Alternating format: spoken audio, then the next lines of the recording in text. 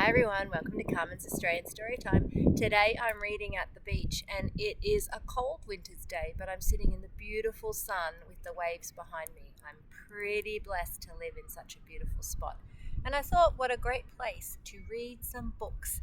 And we have been taking all of the old books out of the library and packing them up ready to send to Cambodia, to the schools where they don't have any books, and also to Papua New Guinea. And so I've been sorting through lots and lots of books, and sometimes I come across some pretty funny books, and this is one of them. And it's called I Don't Believe It, and it's by Judy Tua, and it's illustrated by Nathan Juravicius. It's a pretty funny book. The blurb says, have you ever had a day when everything goes wrong and it looks as though you're going to miss out on something important? It just couldn't be as bad as this.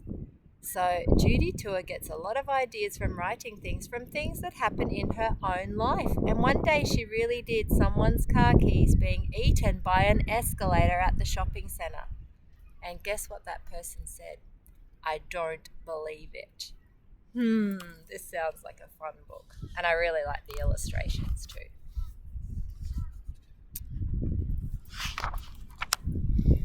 On Saturday morning, I woke up with a sick feeling.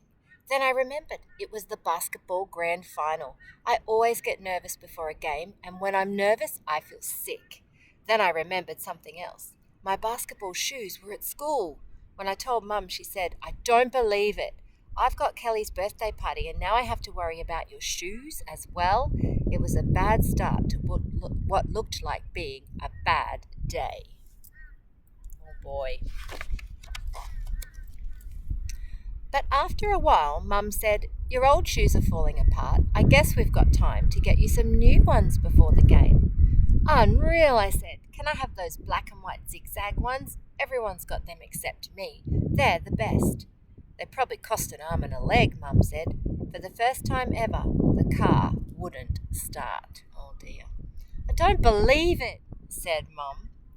Someone finally came and fixed the car, but by then it was 10:30. The game was due to start at 11:30. We've still got time, said Mum. It will be all right. But it wasn't all right. Something worse happened. When we got to the shopping centre, the baby was crying, so Mum gave him the car keys to play with. As we were stepping onto the escalator, he dropped them. They went right up to the top. Then we heard a terrible noise. The escalator stopped. It had eaten the keys. Mum shook her head and said, I don't believe it. I said I didn't either. Kelly looked as though she didn't believe it either. Let me think, said Mum.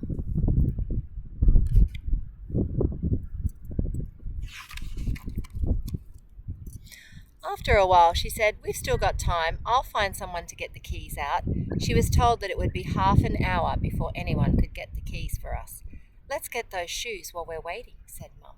We were in a hurry, so we got the ones I wanted. But when Mum went to pay, she couldn't find her wallet. It must be in the car, she said. I'll just go and look. Oh no, the car keys. I don't believe it. This is not a good day. We had no shoes, no money, and no car. I felt sick.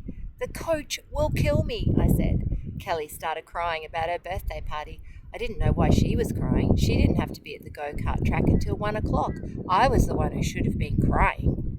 Mum rang Steve on his mobile and told him what had happened. She asked him to pick us up in his taxi. Just as Steve was saying something, the battery went dead. He always forgets to charge his phone. Oh no. Now we didn't know whether he could pick us up or not. I don't believe it, said Mum. Mum asked the lady at the flower shop whether she could lend us some money for a taxi fare. She laughed when Mum told her about the car keys. Well, I'm glad she could see the funny side of it. But there were so many people ahead of us in the taxi queue that Mum said we'd have to go by bus. We might still get there by half time, she said. But I haven't got any shoes, I said. My head hurt and I still felt sick. Someone can lend you theirs while they're on the bench, said Mum. After a few minutes on the bus, Mum started to look around with a worried face. Then she asked the driver if the bus went past the stadium. No, he said, not on the weekends. I don't believe it, said Mum as we got off. We'll have to walk up and get the train. This really is not a fun day. I knew we'd already missed half time. Maybe I would get there for the last few minutes. At least that would be something. We waited at the station for ages. The baby cried, Kelly cried, and I felt like crying. Mum said she also felt like crying, but she was too mad. After a while, there was an announcement that the train wasn't running because of works on the tracks. I really don't believe it, Mum wailed. My head hurt even more. I thought I was going to vomit. Kelly called me a crybaby and Mum yelled at her. Then we heard a toot in the car park. There was Steve. He'd come to find us, but it was too late, although maybe I could still get on for the last minute. Steve couldn't believe that the escalator had eaten the keys, and he laughed when Mum told him about the bus.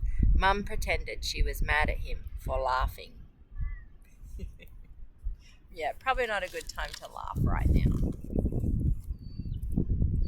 I was out of Steve's taxi as soon as we got to the stadium. The courts were empty and wet.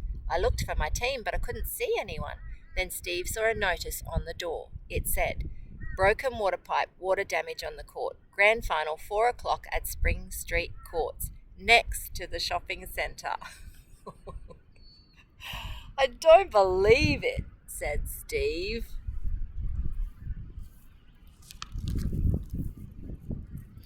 Everything turned out all right in the end. Steve took us back for the keys, Mum's wallet and my shoes.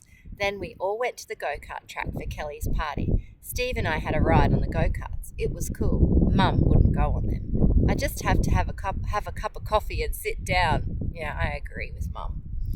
I finally made it to the grand final and we won by 6 points. It was a hard game and the coach said I was the best defender. Must have been the new shoes, I said.